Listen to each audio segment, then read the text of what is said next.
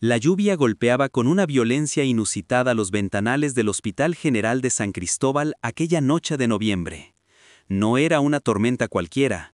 El cielo parecía desplomarse sobre la ciudad, creando una cortina de agua y ruido que aislaba al mundo exterior de lo que estaba a punto de suceder en la sala de partos número 3. Eran las 2 de la madrugada, una hora en la que los hospitales adquieren una cualidad espectral, donde el zumbido de las luces fluorescentes y el chirrido de las suelas de goma sobre el linóleo encerado son los únicos sonidos que compiten con el silencio de la enfermedad y la espera. En el interior de esa sala, el aire estaba cargado de una electricidad estática, densa y asfixiante. Elena, una mujer joven de apenas 23 años, yacía sobre la camilla, con el rostro bañado en sudor y lágrimas, aferrada a las barandillas de metal con una fuerza que blanqueaba sus nudillos. A su lado, Roberto, su esposo, intentaba mantener la compostura, aunque el temblor en sus manos delataba el pánico que lo consumía. Habían llegado horas antes, llenos de la ansiedad típica de los padres primerizos, con una maleta perfectamente preparada y una lista de nombres que habían repetido como un mantra durante 9 meses. Sin embargo, la atmósfera en la habitación había cambiado drásticamente en los últimos 30 minutos. La anticipación alegre se había transformado en un terror frío y clínico. Los monitores cardíacos, que hasta hacía poco marcaban un ritmo constante y tranquilizador, ahora emitían pitidos erráticos que hacían eco en las paredes estériles. El equipo médico, compuesto por un obstetra de guardia con el rostro endurecido por años de rutina y 2 enfermeras que se movían con una urgencia mecánica, había dejado de hablar con los padres. Las palabras de aliento habían sido sustituidas por órdenes cortantes y miradas cruzadas por encima de las mascarillas quirúrgicas. El lenguaje corporal de los profesionales de la salud, ese código no escrito que los pacientes intentan descifrar desesperadamente, gritaba que algo iba terriblemente mal. El doctor Méndez, un hombre alto y de gestos bruscos, observaba los monitores con el ceño fruncido. No había calidez en sus ojos, solo cálculo. La situación obstétrica se había complicado de una manera que los libros de texto describen como crítica, pero que en la realidad de esa sala se sentía como una sentencia. El bebé no descendía. Los latidos fetales, que debían ser un galope fuerte y vital, se desvanecían, convirtiéndose en un susurro electrónico cada vez más débil, cada vez más distante. Ordenó Méndez, rompiendo el silencio con una voz que no admitía réplica. No hubo tiempo para explicarle a Elena lo que sucedía, ni para pedir consentimiento para procedimientos invasivos. La maquinaria del hospital se puso en marcha con una eficiencia brutal. Las luces se intensificaron, cegando a la madre que, entre sollozos, preguntaba una y otra vez si su hijo estaba bien. Nadie respondió. El silencio del personal médico en esos momentos cruciales suele ser el primer presagio de la tragedia. Roberto fue apartado suavemente pero con firmeza hacia una esquina de la habitación. Desde allí se convirtió en un espectador impotente de la carnicería emocional que estaba a punto de desarrollarse. Veía las espaldas de los médicos, el movimiento frenético de instrumentos, la sangre manchando los paños verdes que cubrían a su esposa. El tiempo, esa variable que en los hospitales se estira y se contrae a voluntad del destino, pareció detenerse por completo. Cada segundo era una eternidad de incertidumbre. Y entonces sucedió. El momento culminante, el instante para el que se habían preparado durante meses, llegó envuelto en una quietud aterradora. El bebé fue extraído, pero no hubo llanto. Ese es el sonido que todo padre espera, el grito primal que anuncia la vida, la entrada de aire en los pulmones nuevos, la protesta contra el mundo frío. Pero en la sala de partos número 3 solo se escuchaba el rugido de la lluvia contra el cristal y el zumbido constante de las máquinas. El silencio del recién nacido era un agujero negro que absorbía toda la esperanza de la habitación. Elena, exhausta y medio sedada por el dolor y los medicamentos, levantó la cabeza con un esfuerzo sobrehumano. susurró. Su voz era un hilo quebradizo. El doctor Méndez sostenía al infante con una destreza profesional, pero sin la delicadeza que se reserva para la vida. El cuerpo del niño, pequeño y pálido, parecía inerte en sus manos enguantadas en látex manchado. Rápidamente lo pasó a una mesa lateral donde una de las enfermeras, una mujer mayor de rostro severo, comenzó las maniobras de reanimación. O al menos eso es lo que parecía estar haciendo. Desde la perspectiva de Roberto, en su rincón del cuarto, las acciones se veían borrosas, ocultas tras las espaldas del personal. Veía movimientos rítmicos, escuchaba el siseo de una bolsa de oxígeno, pero la falta de urgencia real, la ausencia de ese caos controlado que caracteriza a una reanimación exitosa, era palpable. Pasaron 1 minuto, 2 minutos, 3. El tiempo en una reanimación neonatal se mide en daños irreparables. Pero aquí la sensación no era de lucha, sino de trámite. La enfermera mayor se detuvo. Miró al doctor Méndez. Un intercambio de miradas que duró apenas una fracción de segundo, pero que contenía una carga de información devastadora. El médico asintió levemente, un gesto casi imperceptible, y se giró hacia los padres. El camino desde la mesa de reanimación hasta la cabecera de la cama de Elena fue corto, pero para los padres fue como ver acercarse al verdugo. El doctor se quitó la mascarilla, revelando una expresión que pretendía ser de pesar, pero que conservaba esa frialdad burocrática de quien ha dado malas noticias demasiadas veces. «Lo siento mucho», dijo. Su tono era plano, carente de la vibración emocional necesaria para amortiguar el golpe. El bebé nació en paro. Hubo sufrimiento fetal agudo. El cordón, complicaciones imprevisibles. Hicimos todo lo posible, pero no pudimos reanimarlo. Las palabras cayeron sobre Elena y Roberto como piedras. No hubo una comprensión inmediata, sino un choque, una negación visceral. Gritó Roberto, dando un paso adelante, con los ojos inyectados en sangre.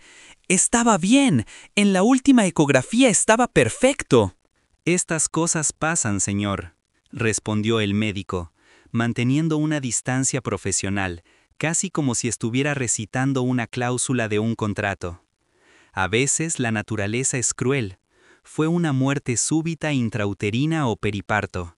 Su corazón dejó de latir antes de salir por completo.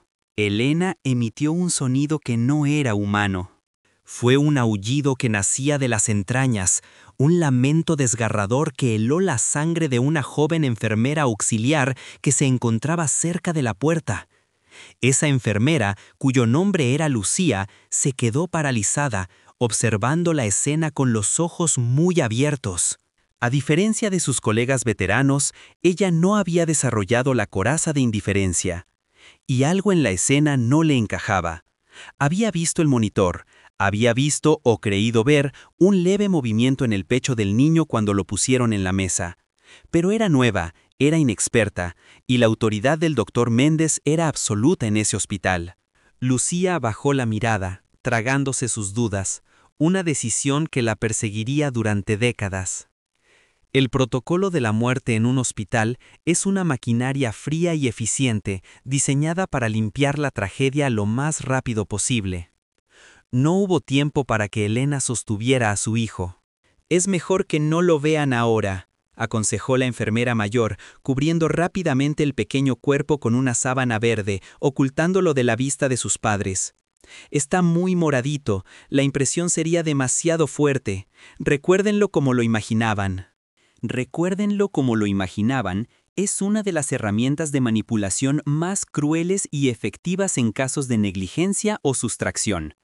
Al negar el contacto visual y físico con el cuerpo, se crea una desconexión, una irrealidad que facilita la aceptación de la mentira. Los padres, en estado de shock, suelen obedecer a la autoridad médica, confiando ciegamente en que ellos saben qué es lo mejor para su salud mental. Roberto intentó acercarse a la mesa, impulsado por el instinto de protección, pero el doctor Méndez le puso una mano en el hombro, deteniéndolo. «Por favor, por el bien de su esposa. Ella necesita descansar. Tienen que firmar los papeles. Nosotros nos encargaremos de preparar al bebé para que puedan verlo más tarde, cuando estén más tranquilos. Más tarde, una promesa vaga en medio del caos. El cuerpo del niño fue colocado en una bandeja metálica y sacado de la habitación con una rapidez sospechosa. Lucía, la joven enfermera, siguió a la enfermera mayor por el pasillo. Observó cómo llevaban al bebé no hacia la morgue directamente, sino hacia una sala intermedia, un área restringida donde solo el personal autorizado tenía acceso. Allí, las puertas batientes se cerraron, ocultando el destino del recién nacido. De vuelta en la habitación, la atmósfera se volvió opresiva. El sonido de la lluvia seguía presente, pero ahora parecía burlarse de ellos. Elena se quedó mirando el techo, con las lágrimas resbalando silenciosamente por sus sienes hacia la almohada. La sedaron poco después. Un sedante fuerte para calmar los nervios, dijeron. En realidad, la sedación servía para anular las preguntas, para atenuar la capacidad de lucha, para convertir a una madre leona en una paciente dócil. Roberto se quedó solo en una silla de plástico incómoda, rodeado por el silencio de la maquinaria que ya no tenía a quién monitorizar. Sostenía en sus manos un formulario que alguien le había puesto allí. Certificado de defunción fetal. Las letras bailaban ante sus ojos. Le pedían que firmara, que validara la muerte de su hijo antes siquiera de haber procesado su nacimiento. La burocracia no espera al duelo. Durante las horas siguientes, la narrativa oficial se solidificó. El personal del hospital cerró filas. Cada vez que Roberto salía al pasillo a preguntar cuándo podrían ver el cuerpo, recibía respuestas evasivas. «Lo están preparando. El patólogo lo está revisando. Hubo un cambio de turno. Espere un momento». La espera se convirtió en una tortura psicológica diseñada para desgastar la resistencia. Cuando amaneció, la tormenta había amainado, dejando un cielo gris plomizo que reflejaba el estado de ánimo de la pareja. Finalmente, se les permitió ver al bebé. Fue un momento breve, controlado. Les mostraron un cuerpo envuelto casi en su totalidad, en una habitación con luz tenue. Apenas pudieron tocar su manita fría. La enfermera mayor estaba allí, vigilante, como un guardián de un secreto oscuro. No se les permitió cargarlo ni examinarlo. Por higiene, dijeron, por protocolo.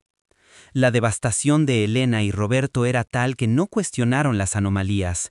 ¿Quién cuestionaría a un médico en un momento así? ¿Quién pensaría, en medio del dolor más profundo que un ser humano puede experimentar, que todo aquello era una puesta en escena? La mente humana tiende a rechazar el horror de la conspiración en favor de la tragedia del destino. Es más fácil aceptar que Dios se llevó a tu hijo que aceptar que un hombre te lo robó. La salida del hospital 2 días después fue el momento más desolador de sus vidas. Caminaron por los mismos pasillos por los que habían entrado con sueños, ahora arrastrando la pesada cadena del vacío. Roberto llevaba la maleta con la ropa de bebé que nunca se usaría. Elena caminaba despacio, con los puntos de la cesárea tirando de su piel, pero con un dolor en el pecho que ninguna sutura podría cerrar. Al cruzar las puertas automáticas hacia el estacionamiento, el aire frío de la mañana les golpeó la cara. El mundo seguía girando. Los autobuses pasaban, la gente iba a trabajar, los vendedores ambulantes ofrecían café. Esa indiferencia del universo ante su tragedia personal era insultante. Subieron al coche en silencio. Roberto ajustó el espejo retrovisor y por un instante vio el asiento trasero vacío, donde debería haber estado la silla de seguridad con su hijo. Mientras el coche se alejaba, en una de las ventanas del tercer piso del hospital, una figura observaba tras las persianas. Era Lucía, la joven enfermera. Tenía las manos apretadas contra el pecho y una expresión de angustia profunda en el rostro. Había visto algo esa mañana. Había escuchado una conversación que no debía. Había visto un documento que no coincidía con el que Roberto había firmado. Lucía sabía, o intuía con una certeza aterradora, que la caja que habían enviado al crematorio no contenía lo que los padres creían. Pero el miedo la paralizaba. Era joven, necesitaba el trabajo, y el doctor Méndez era una institución en la ciudad. ¿Quién le creería a ella frente a la palabra de un médico respetado? Así, el coche de Elena y Roberto desapareció en el tráfico de la avenida, llevándose consigo una mentira que tardaría 20 años en desmoronarse. Se llevaban a casa el duelo, las cenizas de un engaño y una vida apagada prematuramente en su memoria. No sabían que, en ese mismo instante, en otra parte de la ciudad, o quizás en otra ala de ese mismo hospital laberíntico, una historia muy diferente estaba comenzando a escribirse. Una historia que no hablaba de muerte, sino de una transacción. El diagnóstico fatal había sido pronunciado con la autoridad de un juez, cerrando el capítulo de la existencia del bebé para sus padres biológicos. La partida de defunción estaba archivada en los registros civiles, sellada y firmada. Para el mundo, para la ley y para la sociedad, ese niño había dejado de existir la noche de la tormenta. Pero los papeles pueden mentir y las tumbas vacías no retienen fantasmas. La semilla de la duda había sido plantada en la conciencia de una sola persona, una testigo silenciosa que vería pasar los años con el peso de la culpa creciendo en su interior como un tumor maligno. Aquella mañana, mientras la ambulancia de traslados neonatales salía discretamente por la puerta trasera del hospital, sin sirenas y sin prisas, llevando una incubadora con un ocupante desconocido hacia un destino incierto, se selló el pacto de silencio. Nadie corrió tras esa ambulancia aquel día, nadie gritó la verdad. La vida de Elena y Roberto se rompió en 1000 pedazos, fragmentos que intentarían pegar con los años, pero que nunca encajarían del todo. La habitación del bebé en su casa se convertiría en un santuario de polvo y sombras, una puerta que siempre permanecía cerrada. Pero el destino es paciente. Y la verdad, como un cuerpo sumergido en el agua, siempre termina por salir a la superficie, no importa cuánto peso se le ponga encima para mantenerla en el fondo. 20 años es mucho tiempo para guardar un secreto, pero es tiempo insuficiente para borrar el instinto de una madre o la culpa de una cómplice. El cronómetro para la revelación había comenzado a correr en el momento exacto en que el doctor Méndez dijo: «Lo siento mucho». Solo que nadie, excepto los conspiradores, podía escuchar su tic-tac. Esta fue la génesis del crimen, un crimen perfecto en su ejecución, amparado por la confianza ciega que depositamos en aquellos que visten de blanco. Una vida apagada en los registros, pero encendida en la clandestinidad. El diagnóstico fue fatal, sí, pero no para el niño, fue fatal para la verdad. Y así, bajo el cielo gris de noviembre, comenzó la larga noche de 20 años para una madre que lloraba a un hijo que, en algún lugar, estaba aprendiendo a respirar sin ella.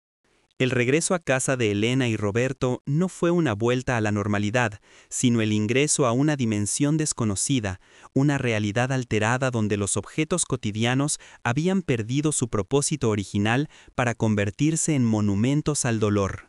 La casa, que días antes vibraba con la energía de la expectativa, con el olor a pintura fresca y el crujir de los muebles recién ensamblados, ahora se sentía como una cripta. El silencio no era simplemente la ausencia de ruido, era una presencia física, pesada y acusadora, que se acumulaba en los rincones y se posaba sobre los hombros de la pareja apenas cruzaron el umbral. La habitación del bebé, situada al final del pasillo, mantenía la puerta entreabierta, como una boca que invita a entrar en la oscuridad. Dentro, la cuna de barrotes blancos, vestida con sábanas de motivos celestes que jamás serían arrugadas por el pataleo de un infante, brillaba bajo la luz de la tarde con una inocencia cruel. El móvil de figuras de fieltro, Estrellas, lunas y pequeños osos, giraba lentamente impulsado por una corriente de aire imperceptible, proyectando sombras danzantes sobre la pared que parecían burlarse de la quietud mortal que reinaba en la vivienda. Elena se detuvo en el marco de la puerta, con la mano sobre la cicatriz de su vientre, sintiendo el vacío visceral de un embarazo que había terminado en nada.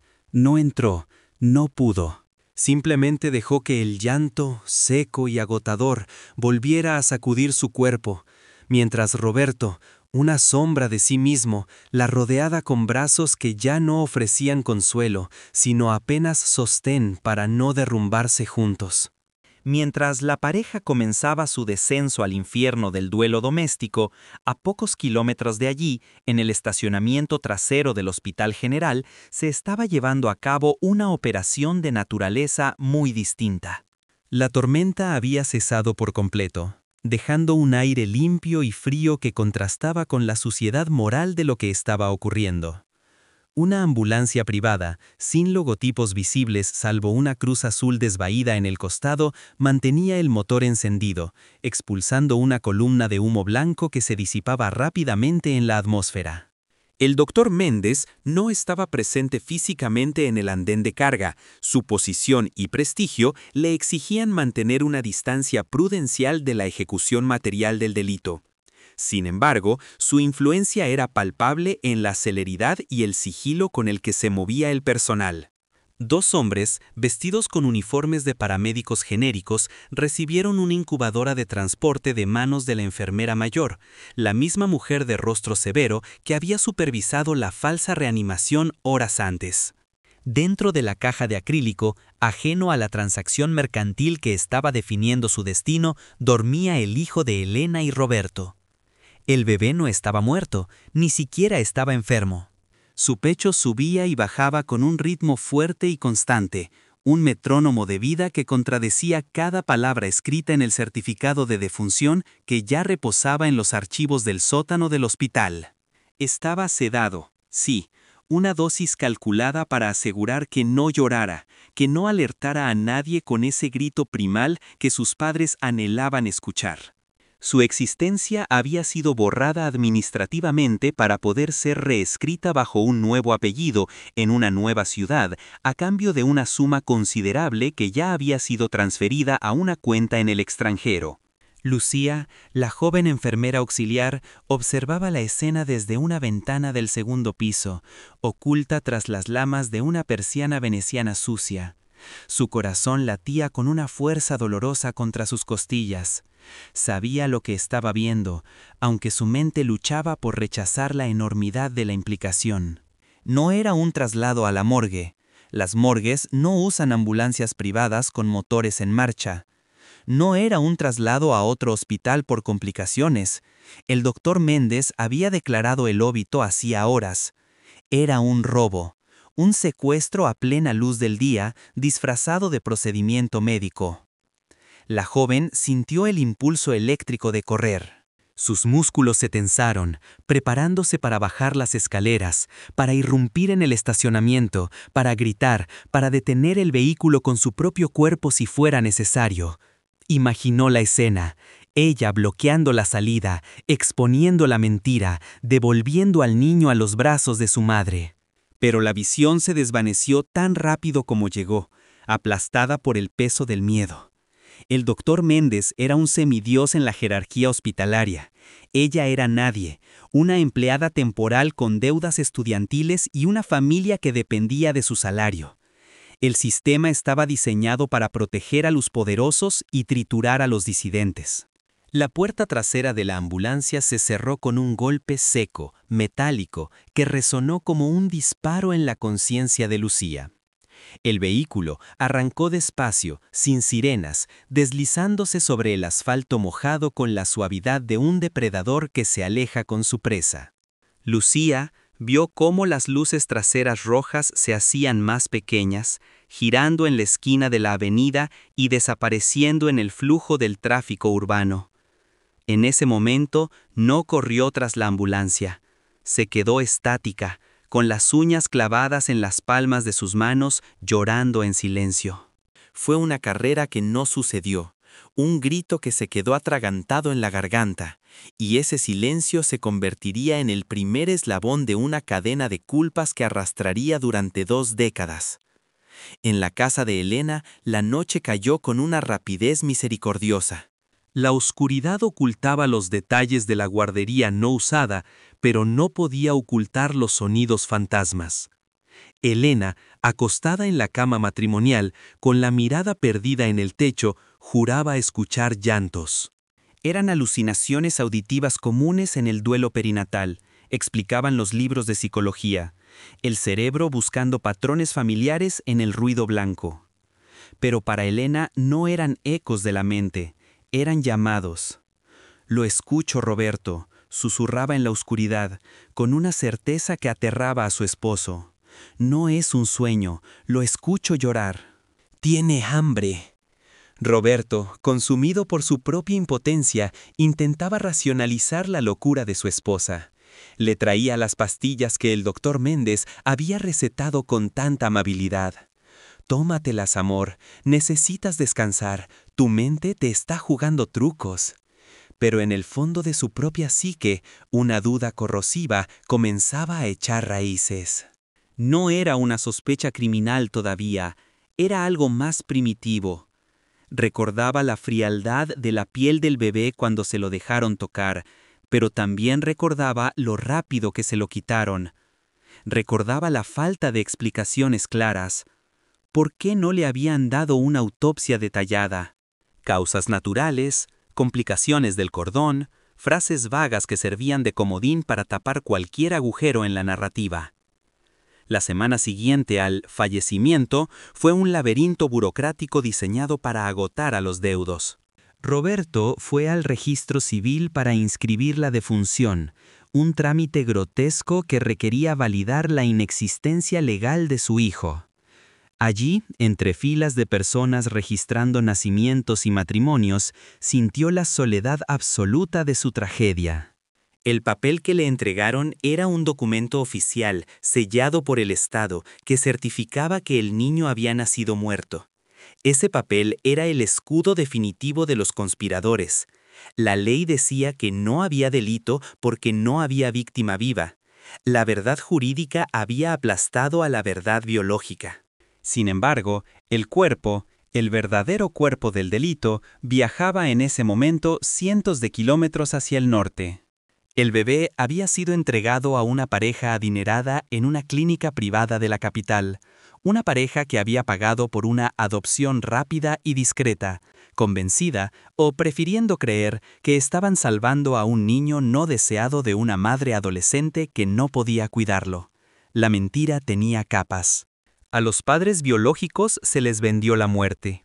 A los padres adoptivos se les vendió el abandono. El doctor Méndez y su red operaban en la intersección de estas dos falsedades, lucrando con la desesperación de unos por tener un hijo y el dolor de otros por perderlo. El niño recibió un nuevo nombre, Alejandro. Fue bañado en aguas tibias, envuelto en ropas de algodón importado y alimentado con fórmulas caras. Mientras Elena abrazaba una almohada en San Cristóbal, llorando hasta quedarse seca, su hijo dormía plácidamente en una mansión, rodeado de juguetes y afecto comprado. La perversidad del crimen radicaba en su aparente normalidad. No había un sótano oscuro ni cadenas. Había una vida robada que se desarrollaba a plena luz, invisible solo para aquellos que la buscaban. Pasaron los meses.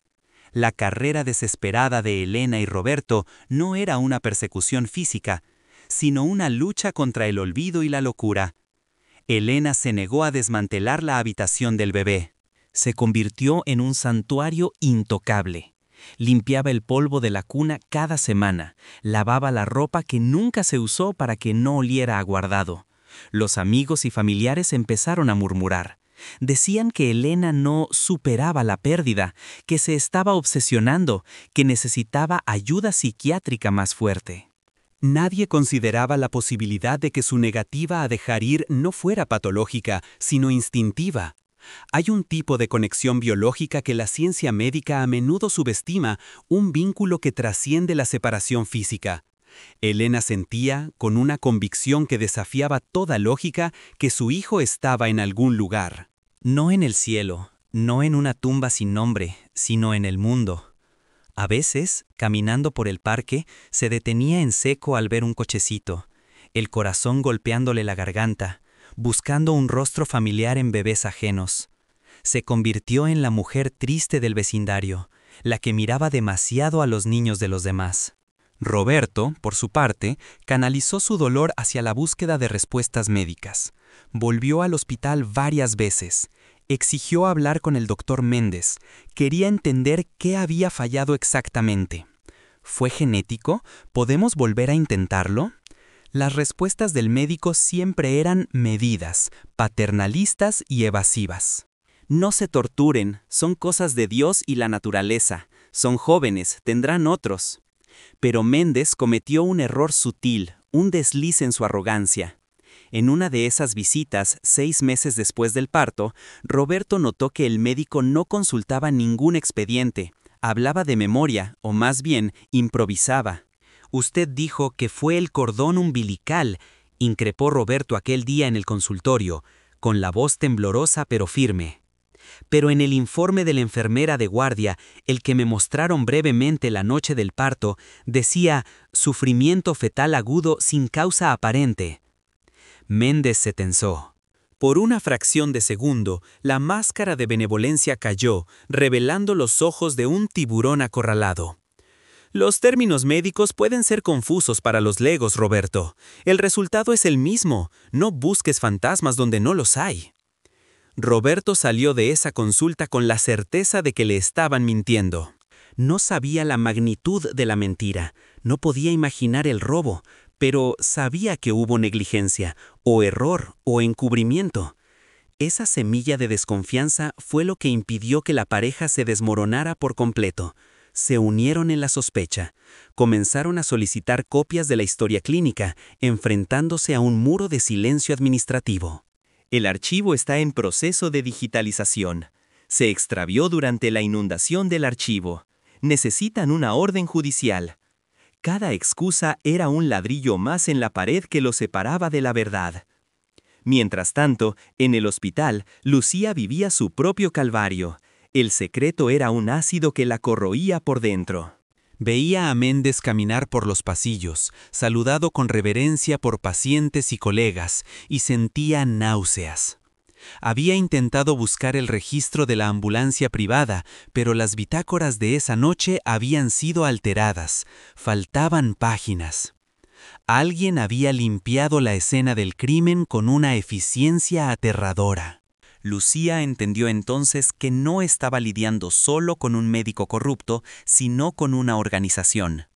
El miedo a ser eliminada, a sufrir un accidente o a perder su licencia la mantuvo amordazada. Pero el silencio forzado no es olvido. Lucía comenzó a llevar un diario. En cuadernos escolares baratos, escondidos debajo de su colchón, escribía todo lo que recordaba. La hora exacta del parto. El color de la piel del bebé, rosado, no cianótico. El llanto ahogado que creyó escuchar antes de que cerraran la puerta. Eran fragmentos, piezas de un rompecabezas que no podía armar sola, pero que preservaba como una evidencia para un juicio futuro que solo existía en su imaginación. El primer año se cumplió con una misa fúnebre a la que asistieron pocos. La gente se cansa del dolor ajeno, la empatía tiene fecha de caducidad. Elena y Roberto estaban solos frente al altar, rezando por un alma que no necesitaba descanso eterno, sino rescate. Al salir de la iglesia, Elena vio a una mujer con un niño de 1 año en brazos.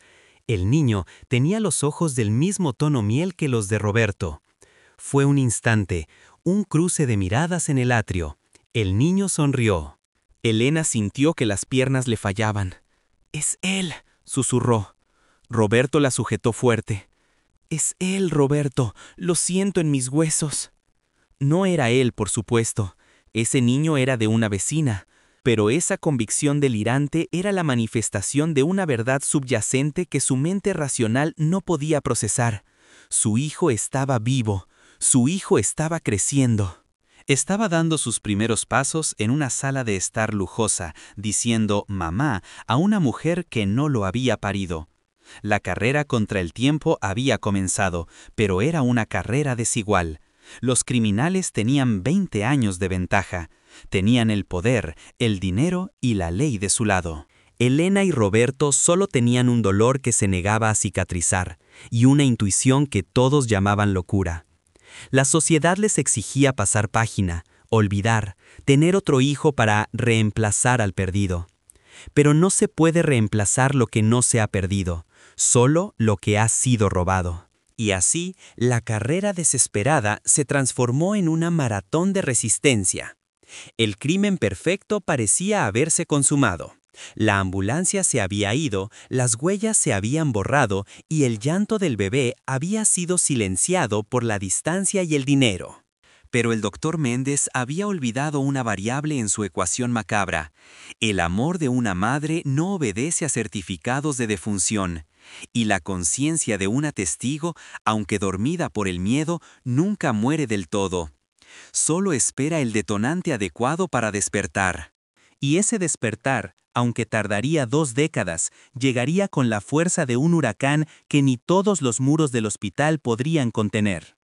La mentira se solidificó como el cemento alrededor de la vida de la familia, atrapándolos en un ámbar de tristeza eterna.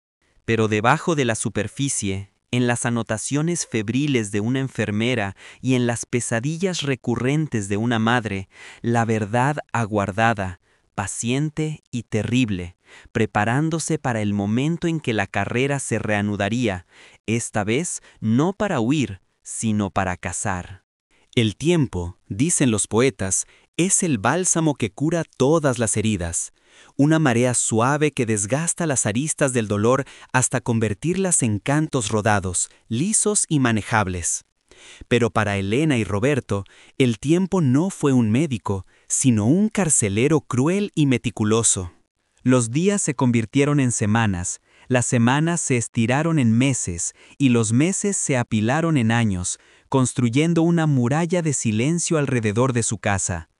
20 años no sirvieron para olvidar, sirvieron para fosilizar el trauma. La vida continuó afuera, estridente y colorida, pero dentro de las paredes de su hogar, el calendario parecía haberse detenido en aquella fecha fatídica de noviembre. La habitación del bebé permaneció intacta, desafiando las leyes de la lógica y la salud mental. Durante la primera década, Elena entraba allí cada mañana para abrir las cortinas y dejar que el sol bañara la cuna vacía, como si la luz pudiera incubar un milagro tardío. Limpiaba el polvo de los estantes donde reposaban los osos de peluche cuyas etiquetas jamás fueron cortadas, y sacudía las sábanas que olían a suavizante y a naftalina, un aroma que en esa casa se había convertido en el perfume de la ausencia. Roberto, incapaz de confrontar la devoción casi religiosa de su esposa hacia aquel mausoleo doméstico, optó por el refugio del trabajo. Se convirtió en un hombre gris, un autómata que salía antes del amanecer y regresaba cuando la oscuridad le permitía evitar mirar a los ojos a la mujer que amaba, porque en sus pupilas solo encontraba el reflejo de su propio fracaso como protector. La erosión de su matrimonio fue lenta, invisible para los vecinos que lo saludaban con lástima educada. No hubo gritos, ni platos rotos, ni portazos. Hubo, en cambio, una retirada gradual hacia islas separadas de soledad. Dejaron de hablar del niño. Pronunciar su nombre, el nombre que habían elegido y que nunca llegaron a usar en voz alta, se sentía como invocar a un demonio. La palabra hijo fue desterrada de su vocabulario, sustituida por eufemismos y silencios incómodos. Sin embargo, en el aniversario de la muerte, cada año encendían una vela, 20 velas consumidas. 20 años de cera derretida sobre el mantel, marcando el paso de una vida que, según los papeles oficiales, no existía. Mientras tanto, en una realidad paralela, tejida con dinero y mentiras, el niño crecía.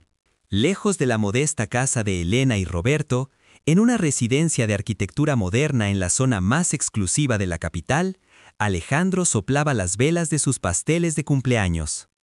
Creció rodeado de privilegios, colegios privados bilingües, veranos en la costa, lecciones de piano y tenis. Sus padres adoptivos, cómplices, conscientes o no, de la transacción original, lo amaban con la ferocidad de quienes han comprado su felicidad. Pero la biología es una fuerza obstinada, un código escrito en la sangre que no se borra con la crianza. A medida que Alejandro dejaba atrás la infancia y entraba en la adolescencia, una sombra de inquietud comenzó a crecer en él. No se parecía a nadie en su familia. No tenía la estatura baja de su padre ni los ojos oscuros de su madre. Tenía la complexión atlética de Roberto y la mirada melancólica de Elena. A menudo se sentía como un impostor en su propia vida, una pieza de rompecabezas que había sido forzada a encajar en una imagen que no le correspondía. Tenía sueños recurrentes, fragmentos sensoriales que no podía explicar. El sonido de una tormenta, voces agudas, una sensación de frío intenso. Eran ecos celulares, memorias preverbales de la noche en que fue arrancado de su origen. El artífice de este drama, el Dr. Méndez, ascendió en la escala social con la impunidad de los intocables. Con el dinero obtenido de aquella adopción y de otras tantas que siguieron, porque el mal, cuando es rentable, se convierte en hábito, amplió su clínica.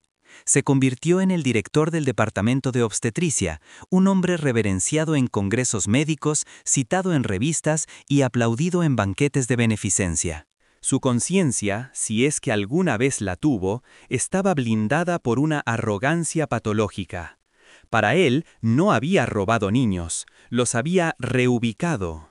Se veía a sí mismo como un agente del destino, corrigiendo los errores de Dios al dar hijos a los ricos que los deseaban y quitándoselos a los pobres que, según su lógica retorcida, no podrían mantenerlos.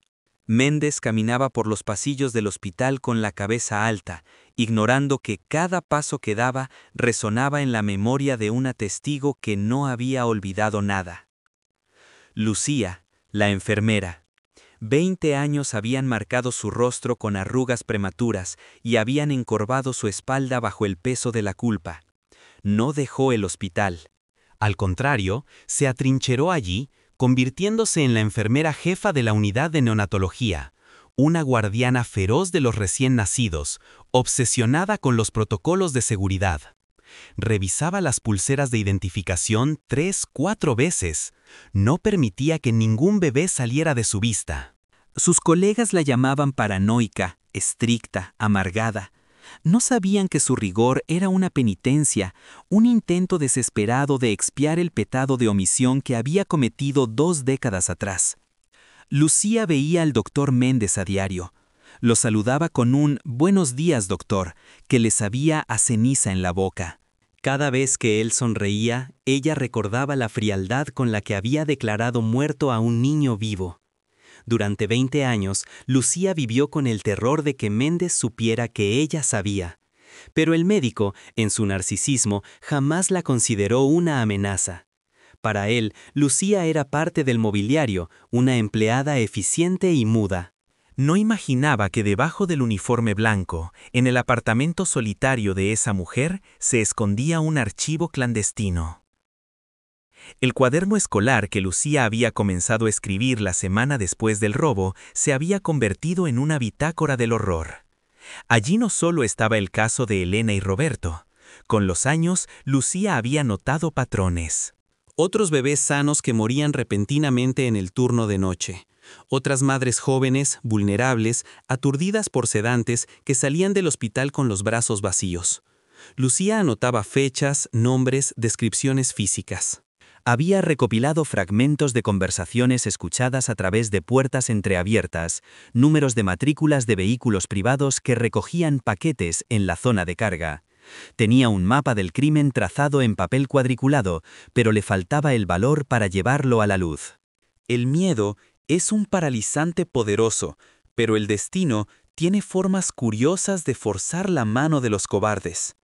El punto de quiebre no llegó con una explosión, sino con una coincidencia banal, casi burocrática. El hospital anunció una renovación masiva. El viejo archivo de registros físicos, situado en el sótano húmedo donde se almacenaban las mentiras de décadas pasadas, iba a ser digitalizado y luego destruido. Se ordenó al personal de mayor antigüedad que bajara a supervisar la clasificación de documentos antes de que las trituradoras industriales hicieran su trabajo. Fue una tarde de lluvia torrencial, similar a aquella noche de hace 20 años. Lucía bajó al sótano. El olor a papel viejo y moho la huerteó como un puñetazo. Caminó entre las estanterías metálicas, pasando los dedos por los lomos de las carpetas. Sus manos, temblorosas, buscaron instintivamente el año, 1998, la letra M, Méndez, y los apellidos de los padres, García López. Allí estaba, la carpeta amarilla, delgada, insignificante. Lucía la sacó. Al abrirla, esperaba encontrar el certificado de defunción falso, el informe de autopsia inventado. Y estaban allí. Pero había algo más. Un error, un descuido monumental nacido de la confianza excesiva del doctor. Pegado al reverso de una hoja de evolución clínica había un post-it, una nota adhesiva amarilla, vieja y descolorida, con una caligrafía apresurada que Lucía reconoció al instante como la de Méndez. Decía: transporte confirmado, familia Rivas, Clínica Santa Fe, pago recibido. El aire se escapó de los pulmones de Lucía. Era la prueba. No era una suposición, no era un recuerdo borroso. Era una conexión directa entre el bebé muerto y una familia receptora específica. Familia Rivas, Clínica Santa Fe. El doctor no había destruido la nota, simplemente la había pegado allí. Quizás distraído, quizás guardándola para sus propios registros contables y olvidando retirarla antes de archivar la carpeta. En ese sótano lúgubre, con el zumbido de los tubos fluorescentes parpadeando sobre su cabeza, Lucía sintió que la presa que contenía su conciencia se rompía finalmente. 20 años de silencio se transformaron en un grito que le subió por la garganta, ardiente y necesario. Pensó en Elena. Recordaba su rostro, devastado por el dolor en la silla de ruedas mientras salía del hospital. Recordaba cómo esa mujer había suplicado ver a su hijo una última vez y cómo se lo habían negado. Lucía robó la carpeta. La metió bajo su suéter, sintiendo el cartón frío contra su piel como si fuera una plancha al rojo vivo. Subió las escaleras, no hacia su puesto de trabajo, sino hacia la salida. La lluvia caía con fuerza afuera, lavando las calles, pero no su pecado. Sabía lo que tenía que hacer. No podía ir a la policía.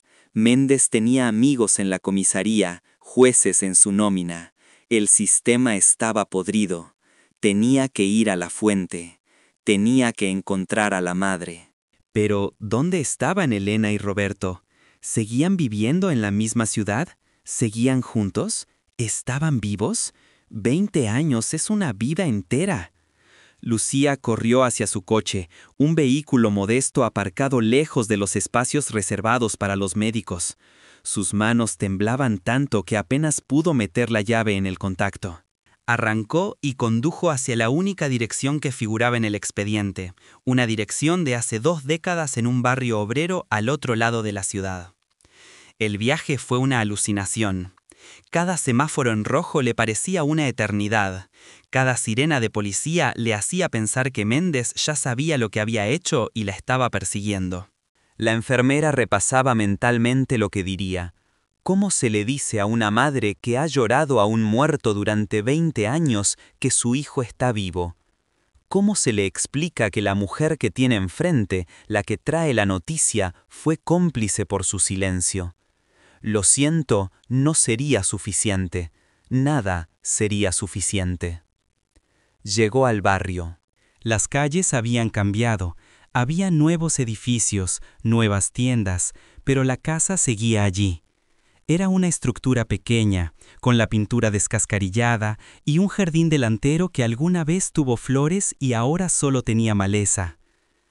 Las persianas estaban bajas, como si la casa misma tuviera los ojos cerrados ante el mundo. Lucía aparcó enfrente, apagó el motor y se quedó mirando la puerta de madera desgastada. Su corazón latía desbocado. Tenía la carpeta en el asiento del copiloto.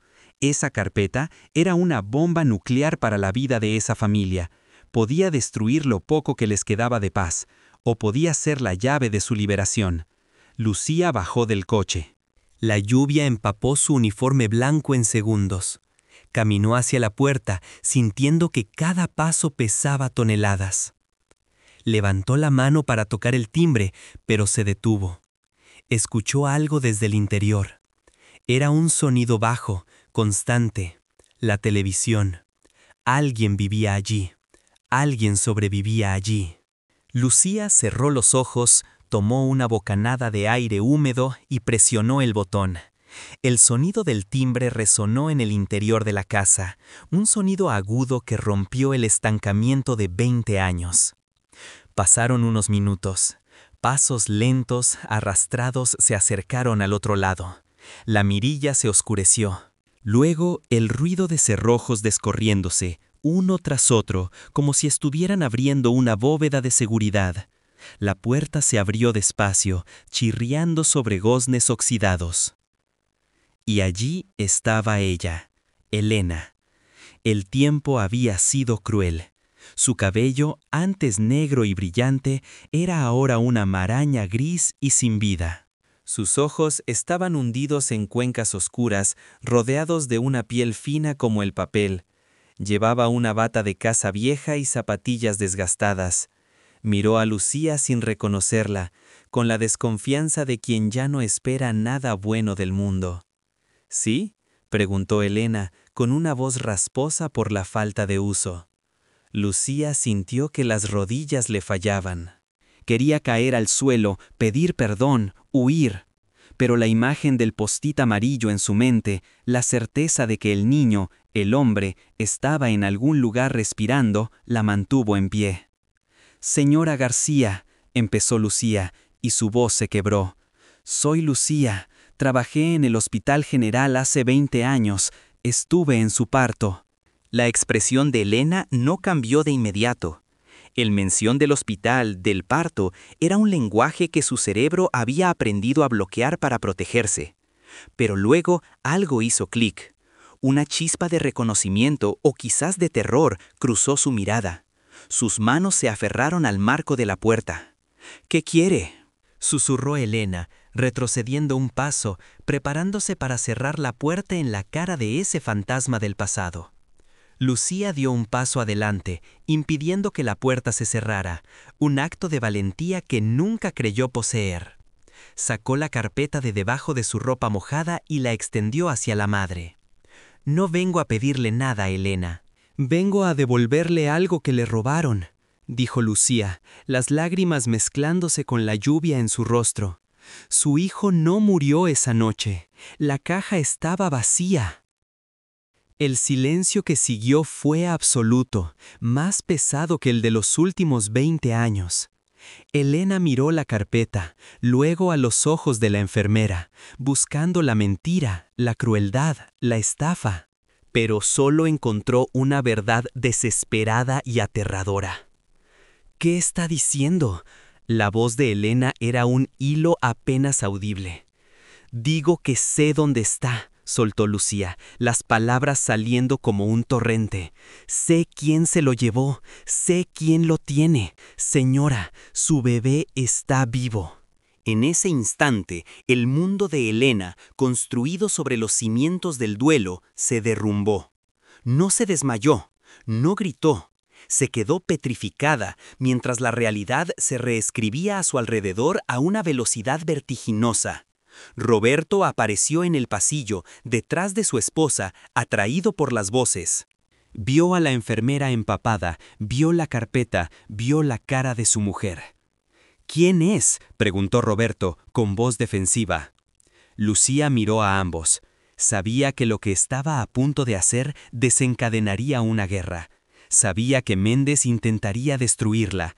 Sabía que la policía, los jueces, los medios, todo se convertiría en un caos. Pero ya no importaba. La carrera había comenzado. No la carrera tras la ambulancia que se perdió en la noche hace 20 años, sino la carrera por la justicia. «Tienen que venir conmigo», dijo Lucía. «No hay tiempo. Si el doctor Méndez se entera de que tengo esto, desaparecerá todo. Tienen un hijo, se llama Alejandro, y vive en Santa Fe, y tengo la prueba aquí». La revelación cayó sobre la pareja como un rayo.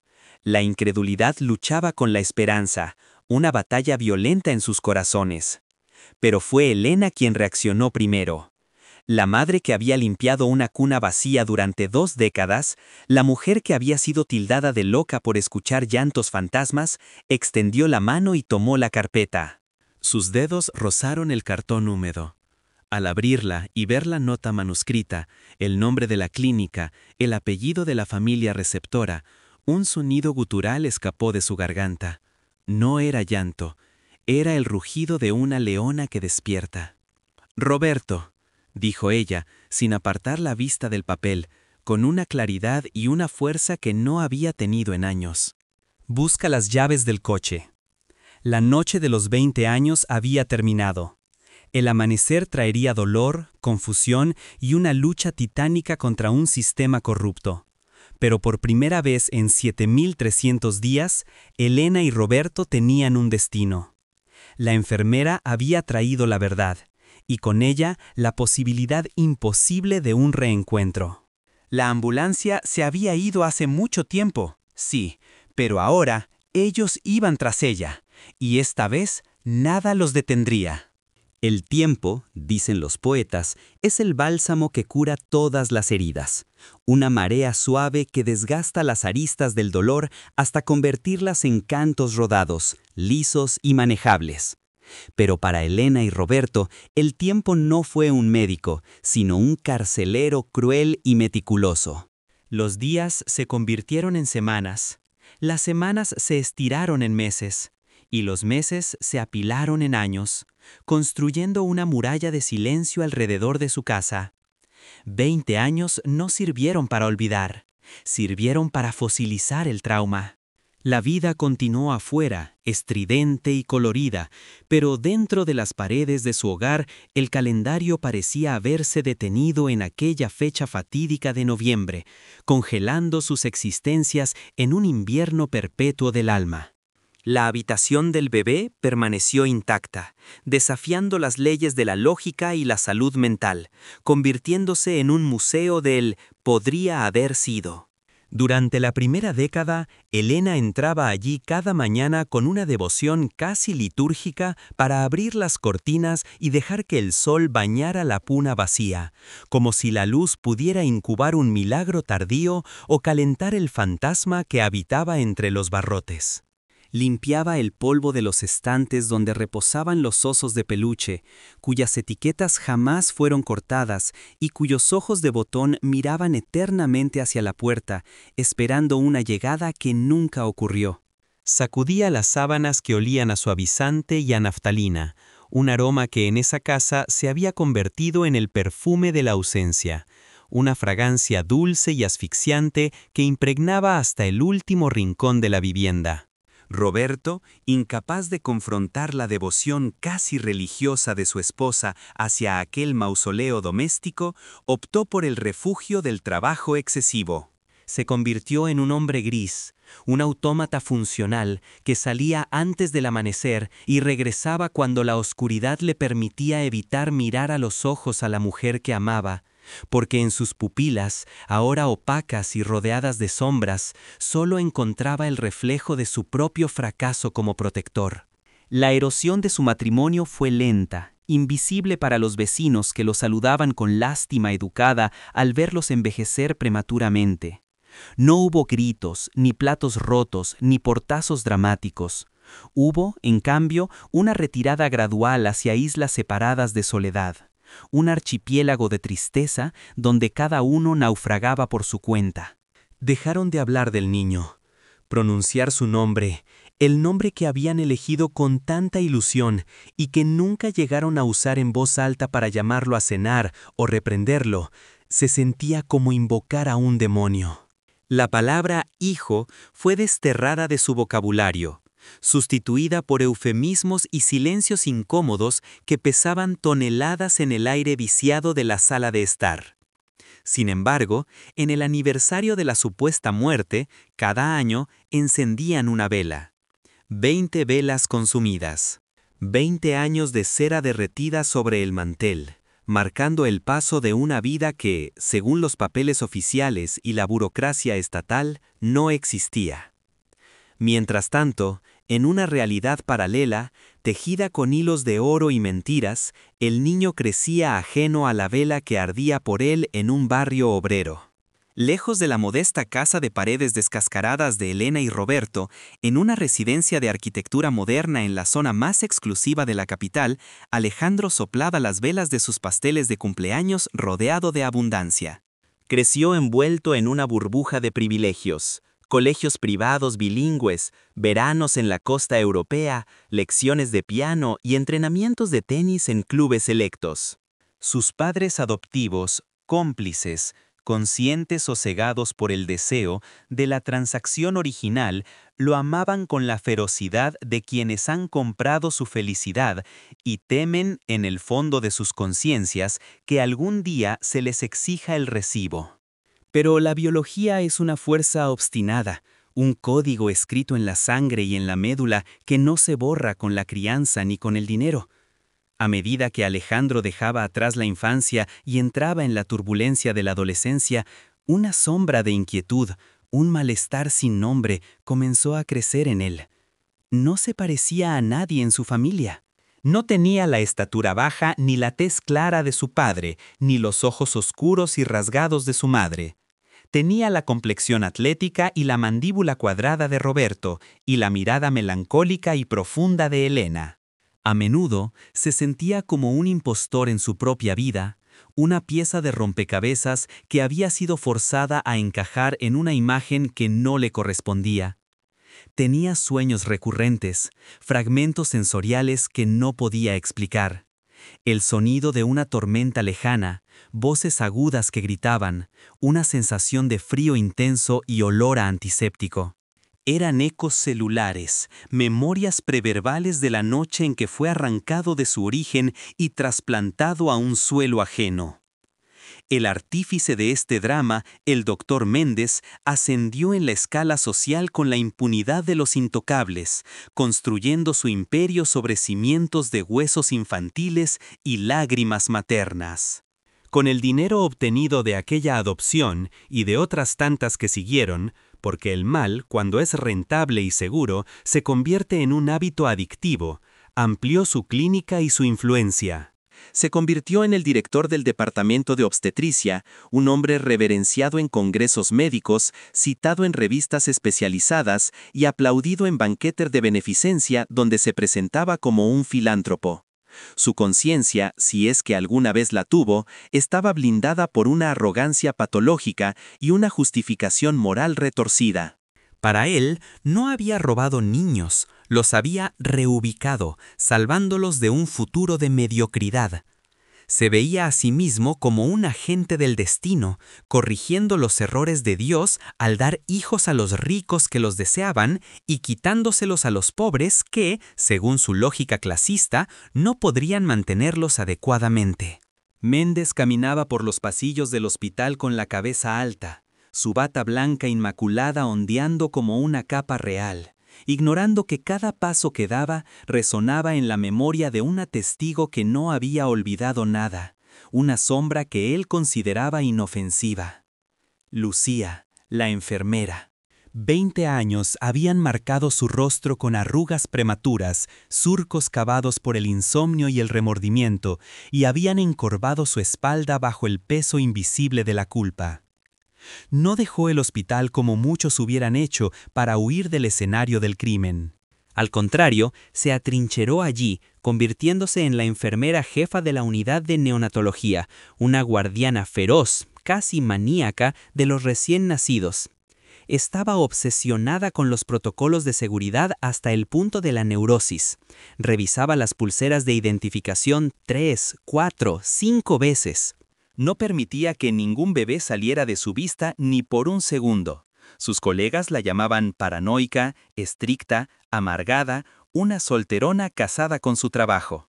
No sabían que su rigor era una penitencia, un intento desesperado y diario de expiar el pecado de omisión que había cometido 2 décadas atrás al permitir que una ambulancia se llevara una vida. Lucía veía al doctor Méndez a diario.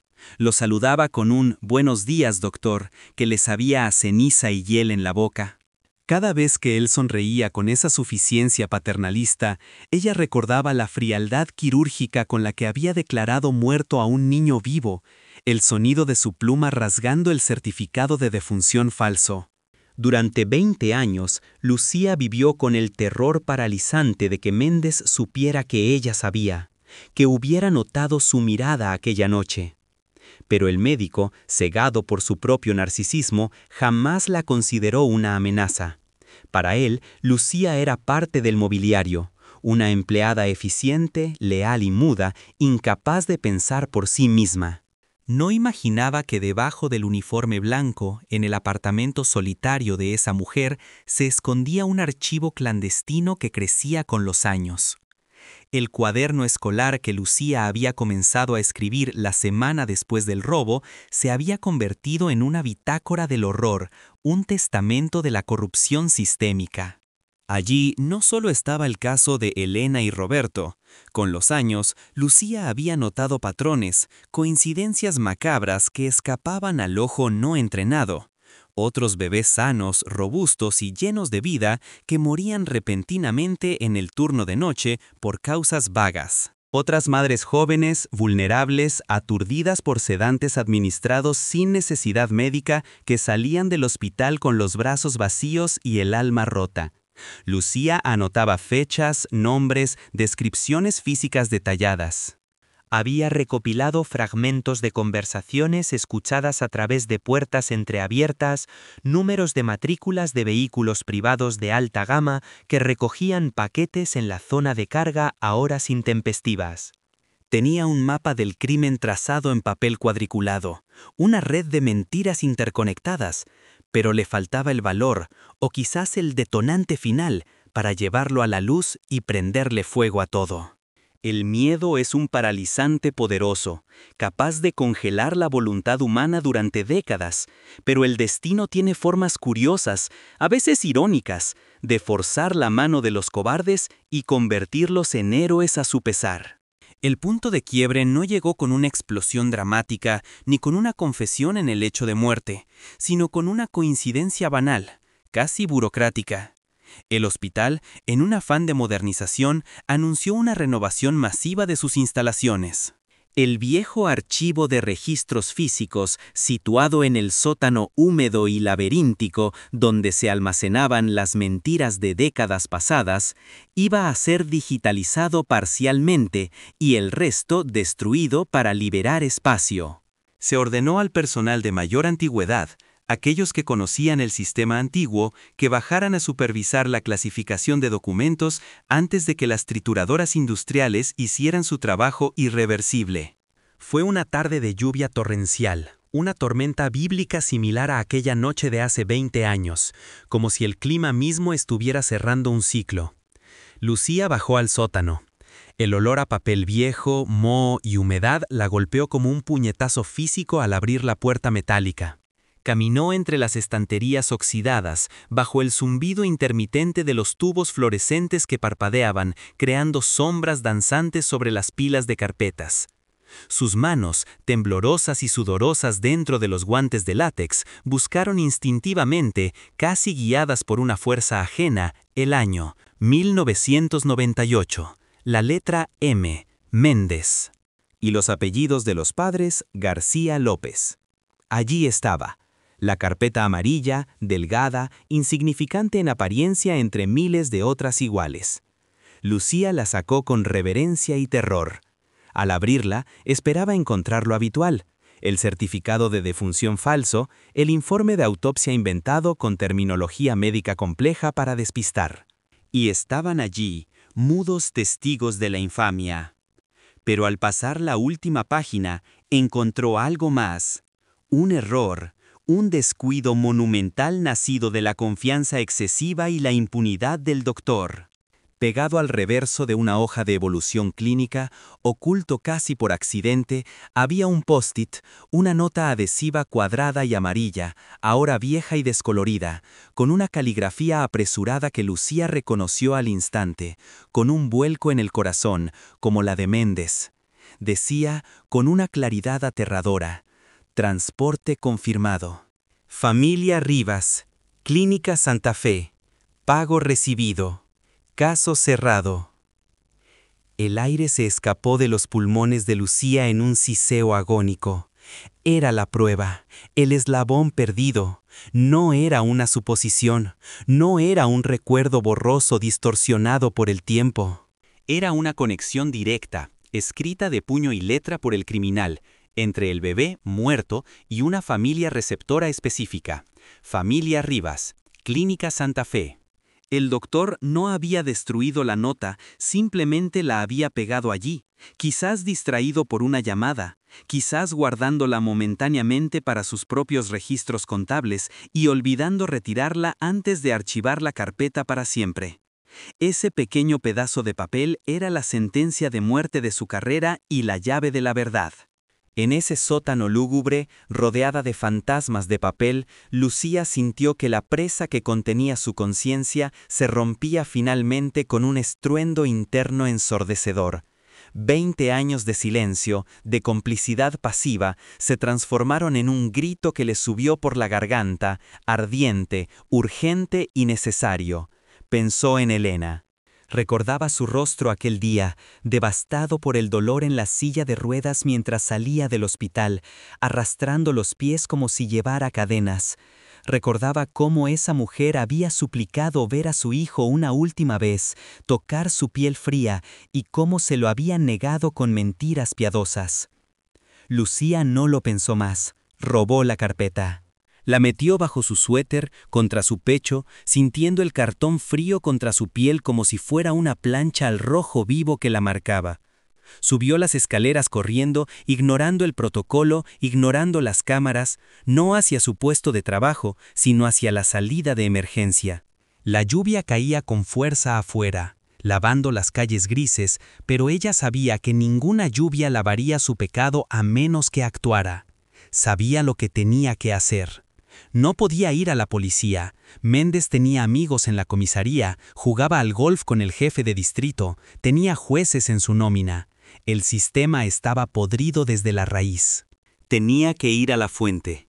Tenía que encontrar a la madre. Pero, ¿dónde estaban Elena y Roberto?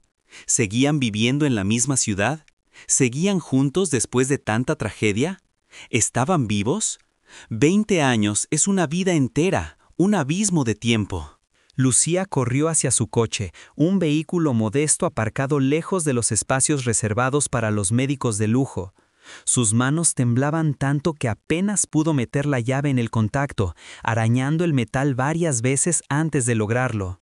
Arrancó y condujo, guiada por la única dirección que figuraba en el expediente amarillento, una dirección de hace 2 décadas en un barrio obrero al otro lado de la ciudad, rezando para que no se hubieran mudado. El viaje fue una alucinación febril. Los limpiaparabrisas luchaban contra el aguacero, marcando un ritmo frenético que acompasaba los latidos de su corazón. Cada semáforo en rojo le parecía una eternidad insoportable. Cada sirena de policía que sonaba a lo lejos le hacía pensar que Méndez ya sabía lo que había hecho, que había notado la falta del expediente y la estaba persiguiendo. La enfermera repasaba mentalmente lo que diría, ensayando discursos que se desmoronaban al instante. ¿Cómo se le dice a una madre que ha llorado a un muerto durante 20 años, que ha visitado una tumba vacía o encendido velas a la nada, que su hijo está vivo? ¿Cómo se le explica que la mujer que tiene enfrente, la mensajera, fue cómplice por su cobardía y su silencio? Lo siento, no sería suficiente. Nada en el lenguaje humano sería suficiente para abarcar tal magnitud de traición y esperanza. Llegó al barrio. Las calles habían cambiado. Había nuevos edificios de apartamentos baratos, tiendas de conveniencia con luces de neón parpadeantes, pero la casa seguía allí, resistiendo como un monumento al estancamiento. Era una estructura pequeña, con la pintura descascarillada revelando capas de colores anteriores, y un jardín delantero que alguna vez tuvo flores cuidadas y ahora solo tenía maleza salvaje y un columpio oxidado. Las persianas estaban bajas, herméticamente cerradas, como si la casa misma tuviera los ojos cerrados ante el mundo para no ver el paso del tiempo. Lucía aparcó enfrente subiéndose a la acera. Apagó el motor y se quedó mirando la puerta de madera desgastada por el sol y la lluvia. Su corazón latía desbocado, amenazando con salirse del pecho. Tenía la carpeta en el asiento del copiloto. Esa carpeta era una bomba nuclear para la vida de esa familia. Podía destruir lo poco que les quedaba de paz precaria, o podía ser la llave maestra de su liberación. Lucía bajó del coche sin paraguas. La lluvia empapó su uniforme blanco en segundos, pegándole la ropa al cuerpo. Caminó hacia la puerta, sintiendo que cada paso pesaba toneladas, luchando contra el impulso de dar media vuelta y huir. Levantó la mano para tocar el timbre, pero se detuvo un instante, suspendida en el tiempo. Escuchó algo desde el interior, amortiguado por la lluvia. Era un sonido bajo, constante, monocorde. La televisión.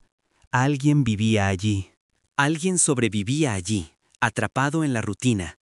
Lucía cerró los ojos, tomó una bocanada de aire húmedo y frío y presionó el botón con decisión. El sonido del timbre resonó en el interior de la casa, un sonido agudo y discordante que rompió el estancamiento de 20 años de silencio. Pasaron unos minutos interminables. Pasos lentos, arrastrados, se acercaron al otro lado de la madera. La mirilla se oscureció brevemente. Luego, el ruido metálico de cerrojos descorriéndose, uno tras otro, como si estuvieran abriendo una bóveda de seguridad de máxima protección. La puerta se abrió despacio, chirriando sobre goznes oxidados que protestaban por el movimiento. Y allí estaba ella, Elena. El tiempo había sido cruel, un escultor sádico con su rostro. Su cabello, antes negro y brillante como el azabache, era ahora una maraña gris, rala y sin vida. Sus ojos estaban hundidos en cuencas oscuras, rodeados de una piel fina como el papel de fumar, translúcida y frágil. Llevaba una bata de casa vieja, descolorida, y zapatillas desgastadas. Miró a Lucía sin reconocerla, con la desconfianza instintiva de quien ya no espera nada bueno del mundo, de quien solo abre la puerta para recibir malas noticias o facturas.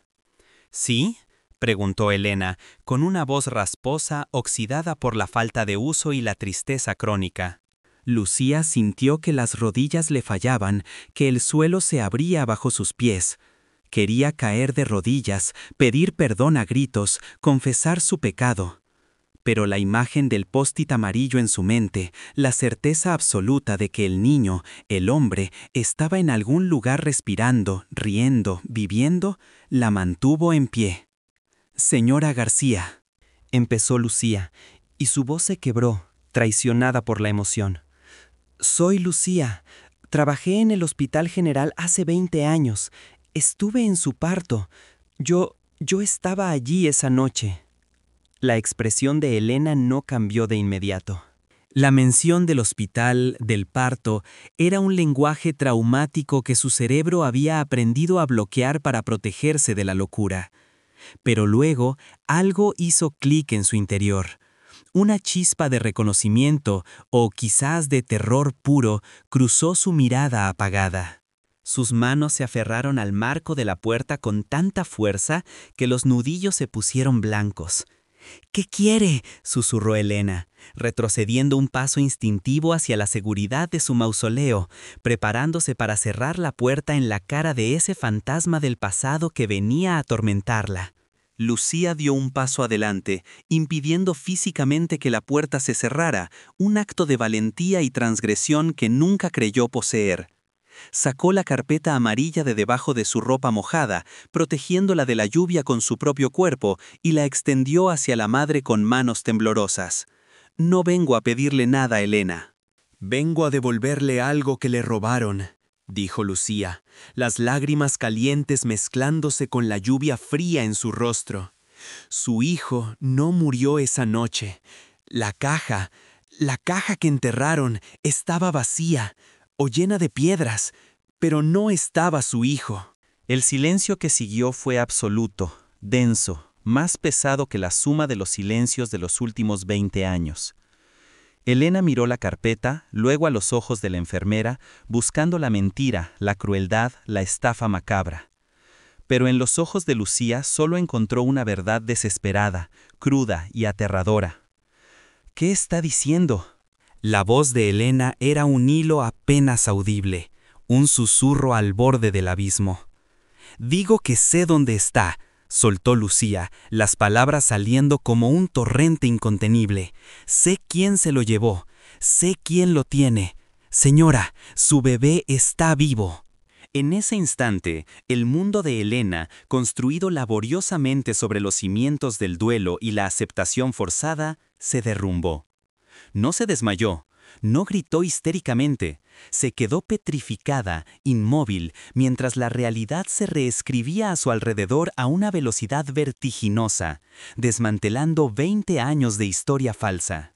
Roberto apareció en el pasillo oscuro, detrás de su esposa, atraído por las voces y la tensión en el aire.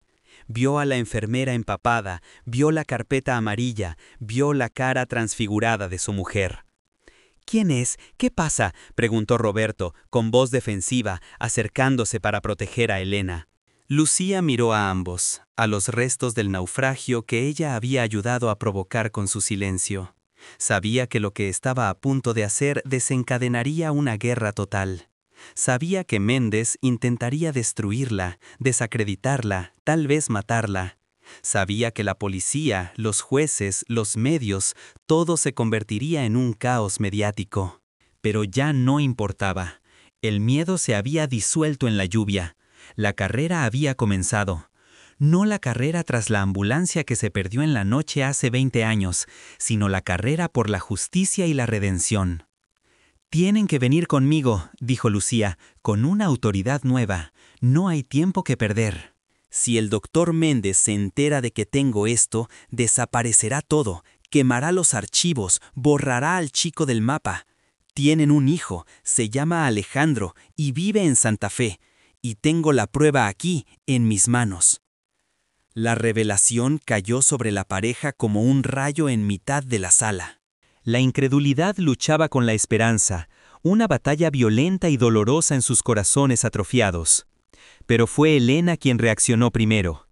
La madre que había limpiado una cuna vacía durante 2 décadas, la mujer que había sido tildada de loca por escuchar llantos fantasmas en la noche, extendió la mano y tomó la carpeta. Sus dedos rozaron el cartón húmedo.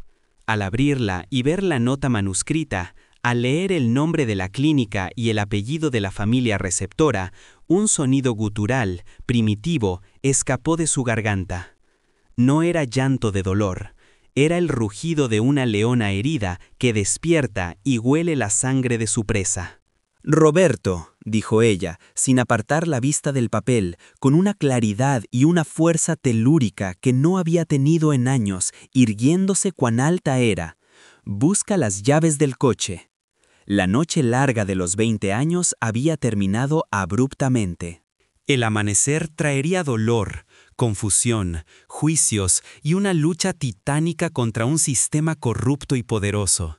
Pero por primera vez en 7.300 días, Elena y Roberto tenían un destino, una brújula. La enfermera había traído la verdad, dolorosa y tardía, y con ella la posibilidad imposible de un reencuentro.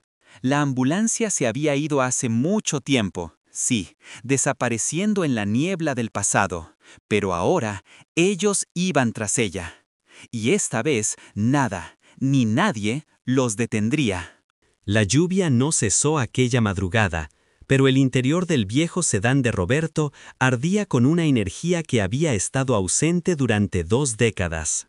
El vehículo, acostumbrado a trayectos cortos y rutinarios, rugía ahora por la autopista periférica, devorando el asfalto mojado bajo la conducción agresiva de un padre que había recuperado su propósito.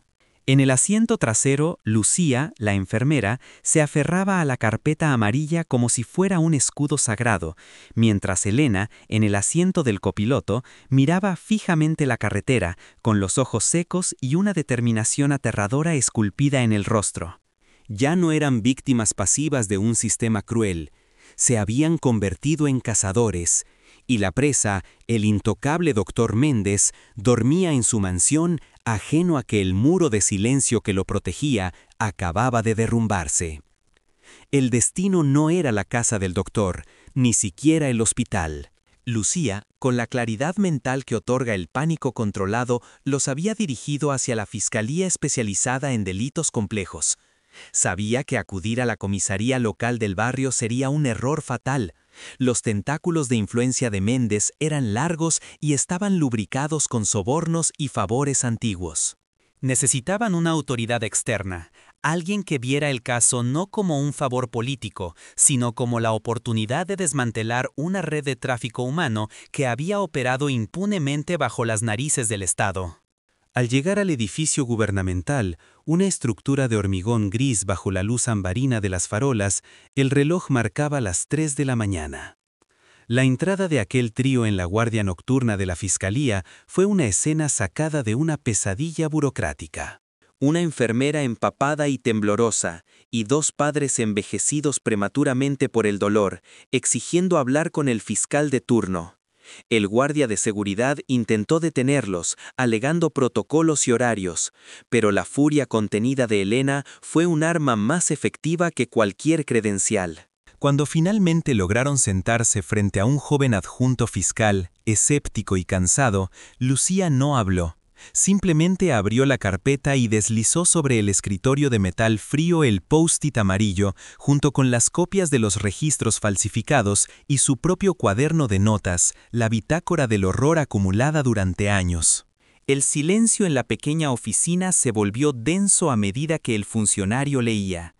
Su expresión de fastidio se transformó gradualmente en una mueca de incredulidad y, finalmente, en horror profesional. No se trataba de una simple negligencia médica. Lo que tenía ante sus ojos era la arquitectura de un crimen sistemático, la venta de seres humanos disfrazada de filantropía médica. La adopción de Alejandro no era un hecho aislado, sino el hilo del que tirar para deshacer una madeja gigantesca. A las 5 de la mañana se emitieron las primeras órdenes. No hubo llamadas de advertencia. La maquinaria de la justicia, lenta y oxidada, comenzó a girar con un chirrido ensordecedor, impulsada por la evidencia irrefutable de la nota manuscrita de Méndez. El amanecer trajo consigo el fin de una era para la Clínica Santa Fe y para el Hospital General. Mientras la ciudad despertaba, un convoy de vehículos policiales, sin sirenas, pero con las luces giratorias cortando la bruma matinal, rodeó simultáneamente la residencia del doctor Méndez y las oficinas administrativas del hospital. El doctor, que se preparaba para su rutina matutina de café importado y lectura de prensa, abrió la puerta esperando encontrar al servicio de limpieza. En su lugar, se encontró con el cañón de la justicia apuntando a su pecho. La imagen de Méndez siendo sacado de su casa, esposado, con el pijama de seda cubierto apenas por una chaqueta, sin su bata blanca, sin su aura de Dios intocable, fue capturada por los lentes de los periodistas que habían sido alertados por filtraciones internas. Su rostro no mostraba arrepentimiento, sino una indignación soberbia, la incredulidad del narcisista que no puede concebir que las reglas de los mortales se apliquen a él. Pero el verdadero drama, el epicentro emocional de esta tormenta, se desarrollaba a kilómetros de allí, en la exclusiva residencia de la familia Rivas. Alejandro, Ahora un joven de 20 años, estudiante de arquitectura, con una vida trazada en líneas rectas y previsibles, se preparaba para ir a la universidad. No sabía que su existencia entera estaba a punto de ser reescrita. Cuando la policía tocó a la puerta de los Rivas, no hubo violencia, pero sí una devastación psicológica absoluta. Los padres adoptivos, figuras respetables de la alta sociedad, se desmoronaron. Su defensa inicial de ignorancia se hizo trizas ante la documentación incautada en la clínica de Méndez, que detallaba pagos exorbitantes bajo conceptos vagos de honorarios de facilitación. Habían comprado un hijo, y aunque lo amaban con cada fibra de su ser, ese amor estaba cimentado sobre el delito de supresión de identidad. El encuentro entre la verdad biológica y la realidad construida fue brutal. Alejandro fue llevado a una sala privada para ser informado de la situación. Se le explicó que las personas que lo habían criado no eran sus padres biológicos, que no había sido abandonado ni entregado voluntariamente, sino robado. Se le dijo que, al otro lado de la ciudad, una pareja había mantenido una vela encendida por él durante 20 años, llorando una tumba vacía. La reacción del joven fue un silencio catatónico. Su mente intentaba procesar los fragmentos de sueños, la sensación de no pertenencia, las diferencias físicas que siempre había justificado con genética recesiva. De repente, el rompecabezas encajaba, y la imagen resultante era dolorosa pero liberadora. Accedió a la prueba de ADN. No era necesario esperar días, la urgencia del caso y la presión mediática aceleraron los protocolos. 48 horas después, los resultados llegaron. La probabilidad de parentesco entre Alejandro Rivas, o más bien Alejandro García López, y la pareja formada por Elena y Roberto era del 99,99%. La ciencia confirmaba lo que el corazón de una madre había gritado en silencio desde aquella noche de tormenta. La reunión se organizó en una sala neutral, lejos de las cámaras y del circo mediático que ya había bautizado el caso como el robo del siglo. No hubo música de fondo ni cámara lenta. Fue un momento crudo, humano y torpe. Elena y Roberto, vestidos con su mejor ropa, desgastada pero digna, esperaban de pie, temblando como hojas al viento. La puerta se abrió y entró Alejandro. Al verlo, Elena ahogó un grito. No era el bebé que recordaba, por supuesto. Era un hombre. Tenía la altura y la mandíbula de Roberto. Tenía los ojos de ella. Pero, sobre todo, tenía una cicatriz pequeña en la barbilla, idéntica a la que tenía el padre de Roberto. La genética, ese testigo insobornable, estaba allí, presente en la habitación. Roberto, un hombre que había olvidado cómo llorar, se quebró. Elena avanzó, paso a paso, con el miedo de quien se acerca a un espejismo que podría desvanecerse.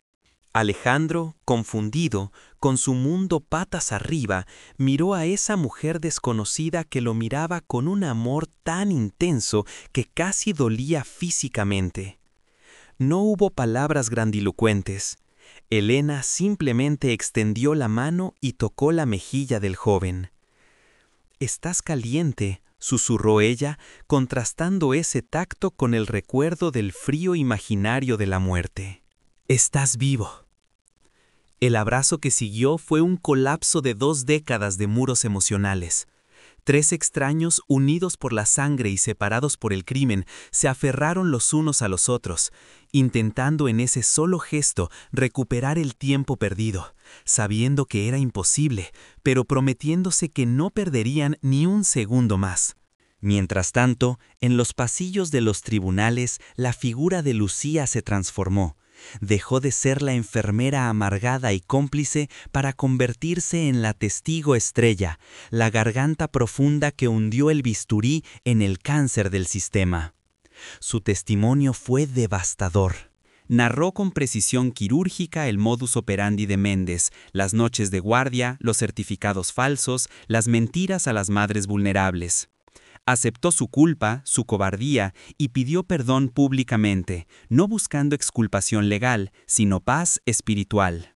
Fue condenada por encubrimiento, pero su pena fue conmutada debido a su colaboración decisiva y al reconocimiento de que ella misma había sido víctima de un sistema de coacción jerárquica. Perdió su licencia, sí, pero recuperó su sueño.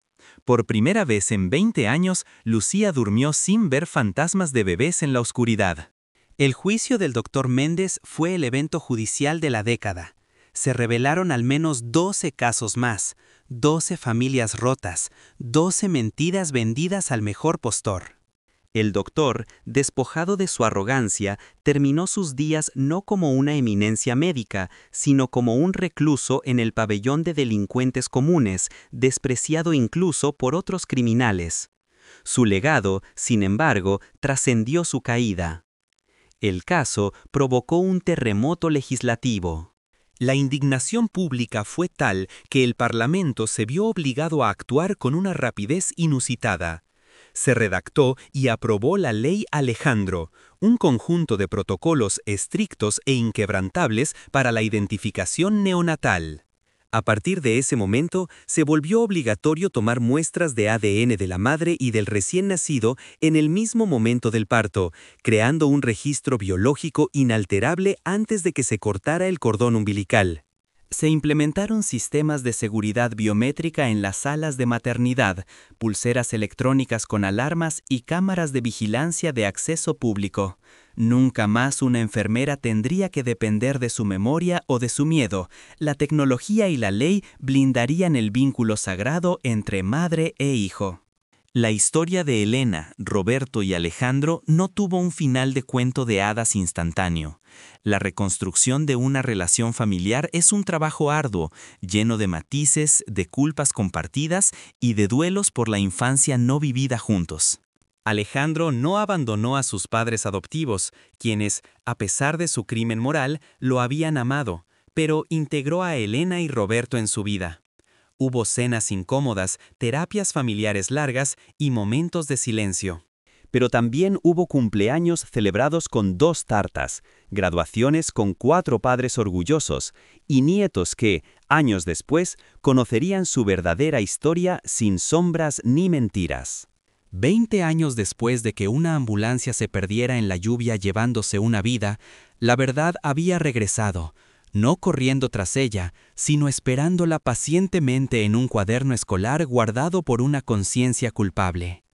La enfermera Lucía, ahora una anciana que cuidaba flores en su jardín, sabía que no podía cambiar el pasado. La cera derretida sobre el mantel de Elena nunca desaparecería del todo.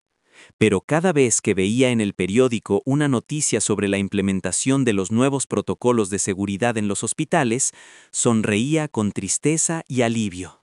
Sabía que, aunque el mal es una fuerza persistente en la condición humana, la verdad, cuando se arma de valor, es una fuerza imparable. La ambulancia había sido alcanzada. El niño había vuelto a casa, y en la sala de maternidad, bajo la luz aséptica, ningún otro bebé volvería a ser un fantasma en los brazos de una madre equivocada. Fin.